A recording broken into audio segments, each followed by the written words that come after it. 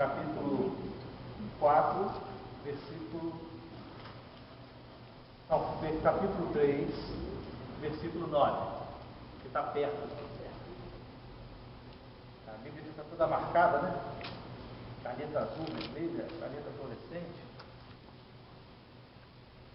Gênesis, capítulo 3, versículo 9, é um livro muito difícil de você achar na Bíblia, né?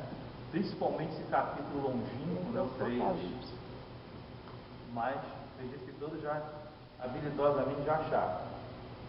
Diz assim a palavra do Senhor: Mas chamou o Senhor Deus ao homem e lhe perguntou: onde estás? E ele respondeu: ouvi a tua voz no jardim e tive medo, porque estava nu e me escondi. Amém? Glória a Deus. Irmãos, o homem foi, talvez, ou com certeza, vamos dizer assim, a maior obra que Deus fez sobre a terra. O foco de tudo é o homem. Foi por causa do homem que o céu se fendeu, né? O cisma, a divisão, onde a terça parte dos anjos do céu não quiseram seguir os desígnios de Deus, resolveram fazer algo novo, algo diferente, algo inusitado, e seguiram a Satanás. E foram diluviados pelas mentiras do diabo. E foram enganados pela mentira do diabo. O diabo, a Bíblia refere-se ao diabo como o sinete da perfeição. Ou seja, o selo, ou seja, a forma, ou seja, ele era o parâmetro a qual se media a perfeição. Ele era o ser perfeito, praticamente, embaixo de Deus, a criatura mais sábia e mais bela que havia no céu. E ele, quando Deus desceu à terra para criar o homem, ele se revoltou com isso. Ele não queria servir a um ser que ele julgava ser inferior. Ele julgava ser menor do que ele, né? E ele, pela sua vaidade, a Bíblia diz que por aumentar a sua vaidade ou por seu muito conhecimento, ele foi traído. Muitas das vezes nós nos achamos muito bons, muito perfeitos, irrefutáveis. Tudo aquilo que nós achamos é o certo, tudo aquilo que nós achamos é o perfeito. A minha visão é a perfeita, a minha palavra é a melhor, eu canto melhor do que todo mundo, eu ministro melhor do que qualquer um. Mas todos nós somos criaturas criadas por Deus, com grau de importância igual diante de Deus, embora com talentos e atividades, especialidades diferentes, e não somos melhores do que ninguém. Mas Satanás, naquele momento, ele se julgava o ser superior, e ele quis ser superior a Deus. Amém? A Bíblia diz que ele falou: vou subir acima do trono de Deus, eu vou restabelecer uma nova ordem. E Deus falou. Ele criou um ser inferior, e ele quer que nós sirvamos esse ser.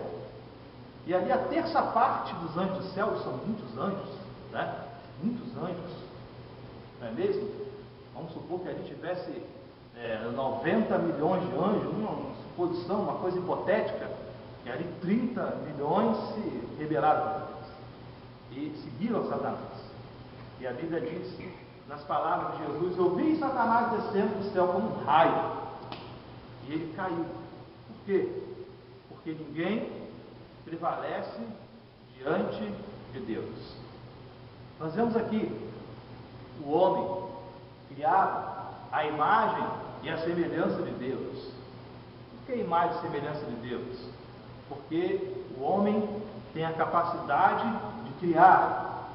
O homem, ele tem o ímpeto de dominar.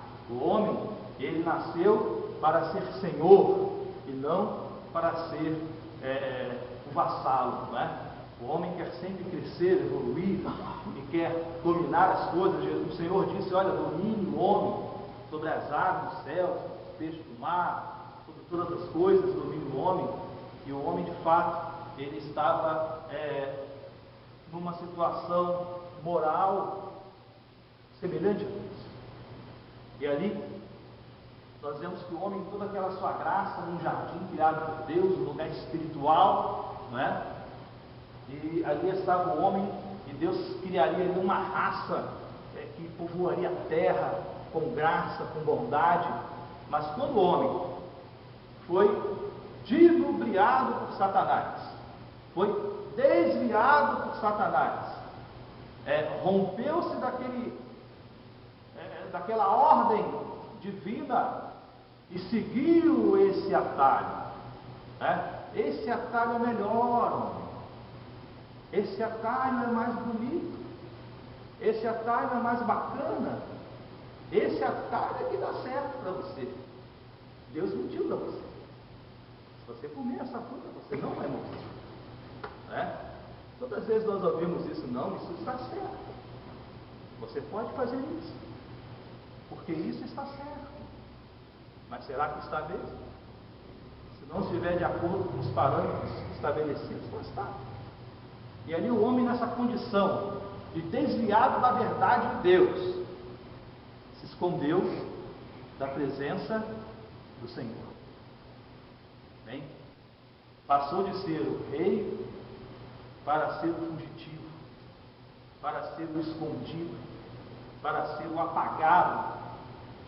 A condição de muitos homens hoje tem sido assim: o foragido, o escondido, o amedrontado, ou aquele que algo dentro dele fala: isso não está tão certo, isso não está tão certo, tem alguma coisa errada nisso. Sabe o que é isso? É a consciência, é a parte de Deus que existe em nós. Quando Ele soprou, Ele colocou no homem algo que Ele não colocou em nenhum outro ser. Todos os seres Ele chamou, e as coisas, e os seres viventes, Ele chamou a existência tão somente. Mas o homem, Ele formou fora da terra, e Ele soprou o fôlego de vida nas suas narinas. O espírito do homem é imortal. Bem, embora os animais sejam almas viventes, o espírito do homem não morre. Ele permanece para sempre. E hoje nós vemos esse paradigma, não é? Fazer ou não fazer? O que é a verdade? O que é o certo? Seguir aquele que me mostra um caminho mais bonito, ou permanecer talvez em um caminho que não seja assim tão chamativo, mas que vai me levar ao céu. Às vezes, irmãos, tortuoso o caminho da verdade não é um caminho tão agradável, não é um caminho tão florido, não é um caminho tão curto, não é um caminho tão bacana, mas ele vai te levar para o céu. Amém? Vamos ver no decorrer da Bíblia todo o esforço de Deus para recuperar o homem daquela condição de fugitivo, de humilhado, de se esconder do Senhor, de se esconder da presença do Senhor, para trazê-lo e resgatá-lo para o reino do Filho do seu amor. No último e derradeiro esforço, Deus manda o seu próprio Filho, e ele toma a forma de homem, para mostrar ao homem que, como homem, é possível fazer a vontade de Deus. A Bíblia diz que Jesus se destituiu de toda a sua glória, ou seja, ele se condicionou ao corpo humano, e ele, mesmo assim, venceu o pecado, venceu a morte, venceu os problemas dessa vida, e nós podemos fazer isso. Ele falou: olha, no mundo vocês vão ter aflições, mas tenham bom ânimo, porque eu venci o mundo, e vocês vão vencer também. Nós podemos fazer isso. Nós podemos sair da condição do fugitivo para voltar a ser príncipes do Senhor, para voltar a reinar em glória com o Senhor. Talvez o preço seja alto, mas vale a pena, porque o preço maior que o Senhor pagou por nós, se fez homem, habitou entre nós, derramou seu próprio sangue. Então, o fugitivo e o príncipe são paralelos.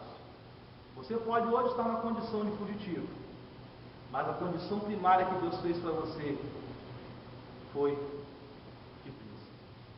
Quando Deus criou algo para uma habitação para o homem, Ele criou o paraíso. O homem saiu do paraíso com as suas próprias pernas, e o homem caminha para o inferno com suas próprias pernas, porque o inferno foi criado para Satanás e seus anjos, não para o homem. É uma prisão eterna, mas o homem insiste em entrar no inferno, o homem insiste em mergulhar na mentira. Nós, como filhos e filhas de Deus, devemos compreender que a graça do Senhor, ela é superior a qualquer condenação do diabo.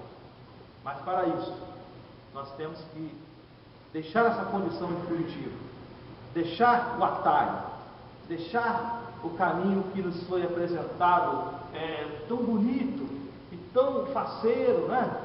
Tão inusitado, tão diferente, tão uma novidade, e seguir a velha trilha que leva para o céu. Toma, nessa manhã, você possa compreender que lá no princípio, no Gênesis, o homem caiu. Mas lá no Novo Testamento, o Senhor o restaurou completamente, lhe deu a condição de ser chamado Filho de Deus. Amém? Novamente, resgatado, limpo, salvo, transformado, purificado. A lei se encobria os pecados e as falhas. Depois se cometia aquilo tudo de novo. Na graça, o Senhor apaga os seus pecados. Os seus pecados Ele já não se lembra mais. O passado está enterrado. Quem futuca o passado retrocede na sua vida. O passado não se muda. Amém? O passado não se transforma. Se transforma no presente. Se arquiteta um futuro melhor através daquilo que você vive. Uma certa vez eu ouvi uma pessoa sábia dizendo que aquele que vive no passado, ele nunca vai viver o presente, e provavelmente o seu futuro vai ser desastroso. Então, irmãos, que nós possamos apagar o passado da nossa vida. Não se remoem coisas do passado, não se extrai coisas do passado. O homem num passado pecaminoso e fugitivo, e o homem restaurado pela graça de Deus, são pessoas diferentes. Amém? Nós temos que ser assim. Então, que nessa manhã você possa guardar essa palavra nas tábuas do seu coração e compreender que o Deus da Bíblia é o Deus do já. Amém? Do hoje, do agora, em nome de Jesus. Deus te abençoe nessa manhã, em nome de Jesus.